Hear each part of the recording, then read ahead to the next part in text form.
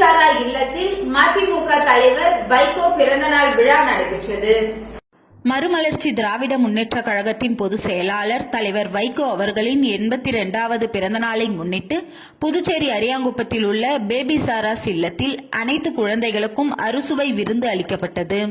புதுச்சேரி மாநில மறுமலர்ச்சி திமுகவின் மாநில செயலாளர் ஹேமா பாண்டுரங்கம் அவர்களின் தலைமையில் அவைத் தலைவர் செல்வராசு அவர்களின் ஏற்பாட்டில் நடந்த இந்த நிகழ்ச்சியில் துணை செயலாளர் இரா சேகர், கழக பொருளாளர் சந்தோஷ்குமார், தலைமை செயற்குழு உறுப்பினர் இளங்கோ, தலைமை பொதுக்குழு உறுப்பினர் மாசிலாமணி மற்றும் விஜயராஜ், ரமேஷ் மற்றும் இணையதள அணியின் பொறுப்பாளர் கரிகாலன், குழந்தைவேலு போன்றோர் கலந்து கொண்டனர்.